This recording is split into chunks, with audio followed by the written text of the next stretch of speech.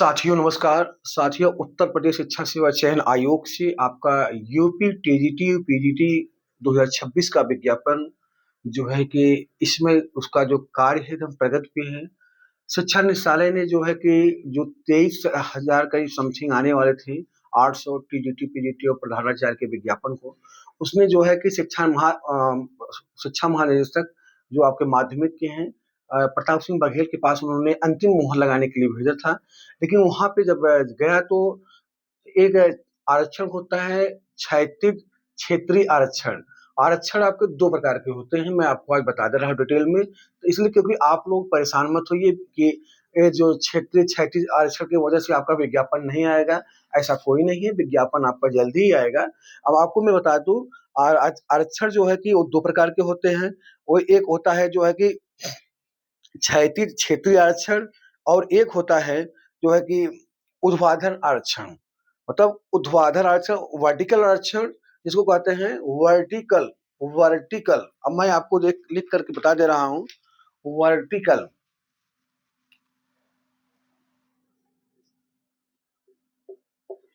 Vertical और दूसरा होता है हॉरिजॉन्टल।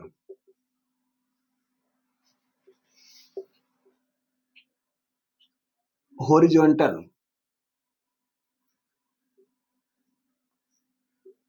ये जो है आपका जो है कि ऊर्ध्वाधर आरक्षण है, और ये जो है क्षेत्रीय क्षैतिज आरक्षण।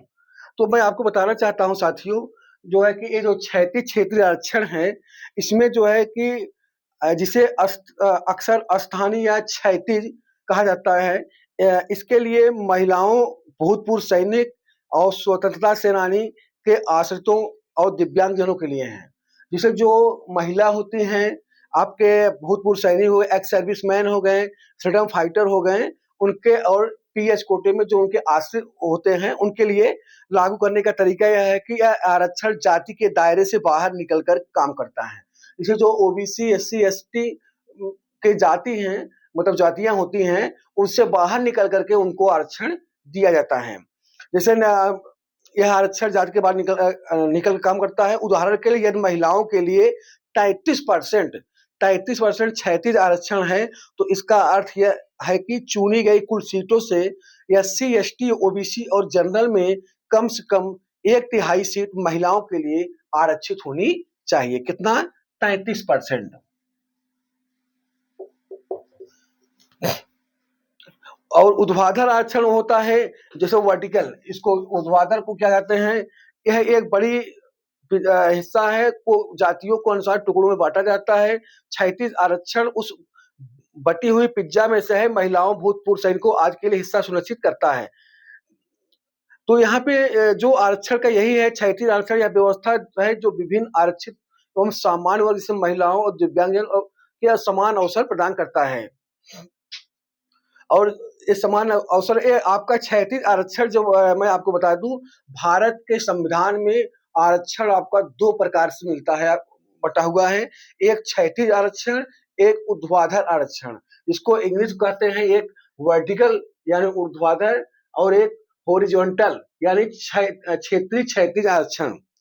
भारत के संविधान में दो प्रकार के आरक्षण की व्याख्या की गई है, ऊर्ध्वाधर आरक्षण तथा क्षैतिज आरक्षण।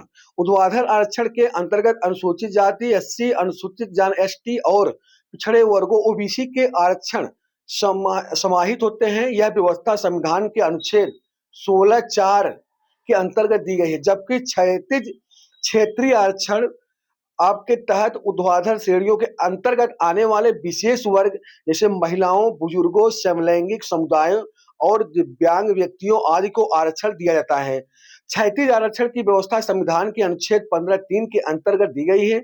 ज्ञातव्य है कि क्षैतिज आरक्षण प्रत्येक ऊर्ध्वाधर वर्ग के अंतर्गत पृथक रूप से दिया जाता है। मतलब जो हमारा ओबीसी एससी एसटी और ईडब्ल्यूएस है, इससे अलग आपको जो है हॉरिजॉन्टल यानी क्षैतिज आरक्षण आपको दिया जाएगा। किसको दिया जाएगा? महिला को, भूतपूर्व सैनिक को, और आपके जो है कि स्वतंत्रता फ्रीडम फाइटर स्वतंत्रता सेनानी को, आपको दिव्यांगजन को, इनको जो है कि अलग से जो है आरक्षण दिया जाता है। इसी को कहते हैं क्षेत्रीय क्षैतिज आरक्षण। उदाहरण के लिए मान लिया जाता है यदि महिलाओं को 50% का क्षैतिज आरक्षण दिया गया है, तो इसका अर्थ यह होगा कि अनुसूचित जात एससी, अनुसूचित जात एसटी, अन्य पिछड़े वर्ग ओबीसी, इन 3 वर्ग महिलाओं को पृथक रूप से 50% आरक्षण दिया जाएगा। अर्थात अनुसूचित जात वर्ग में 50%, अनुसूचित जनजाति वर्ग में और 50% अन्य पिछड़े वर्ग में।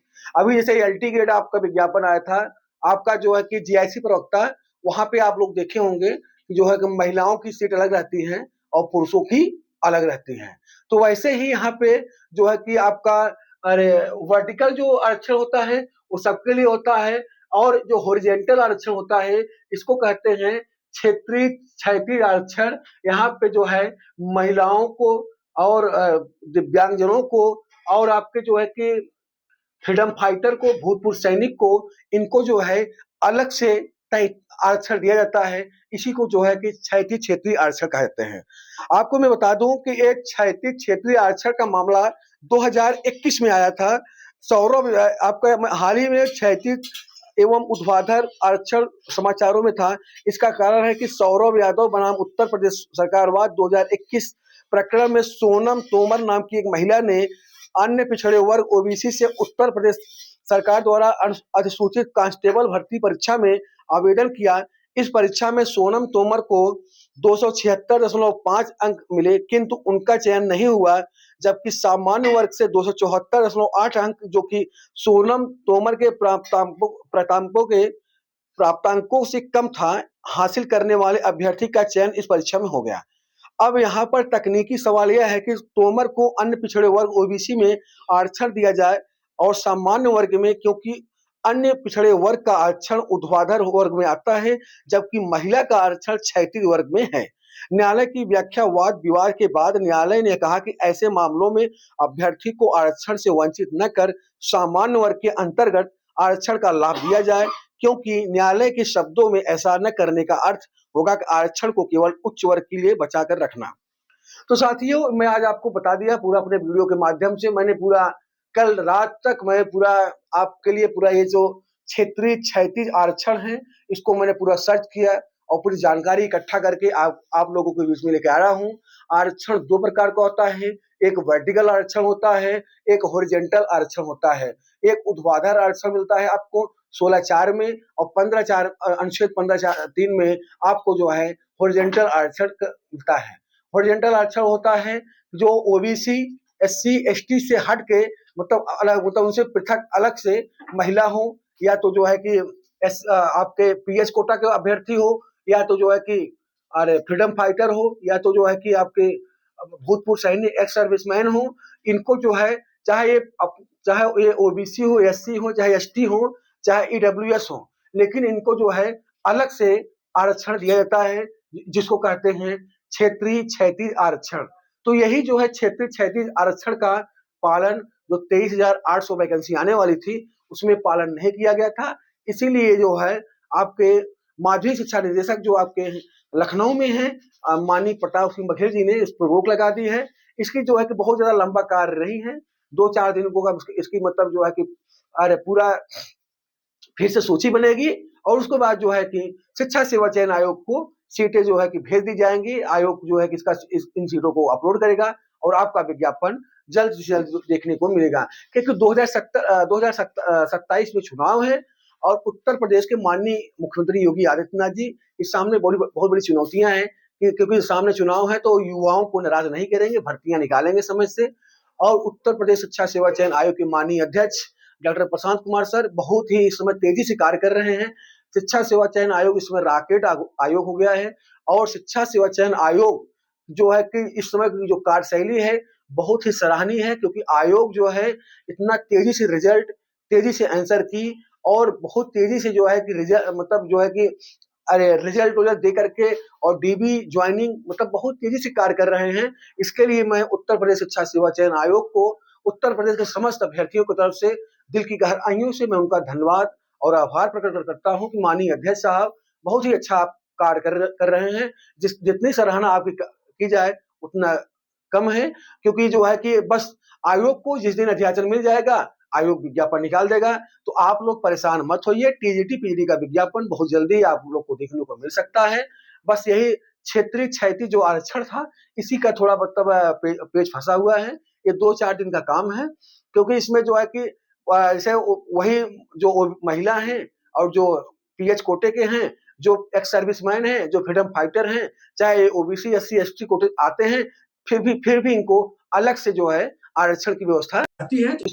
इसमें अलग से व्यवस्था नहीं की गई थी, इसलिए इस पे रोक लगी हुई है। जल्द ही इसका जो है निस्तारण होगा और विज्ञापन आप लोग को बीच में देखने को मिलेगा। आप लोग का बहुत-बहुत धन्यवाद। नमस्कार।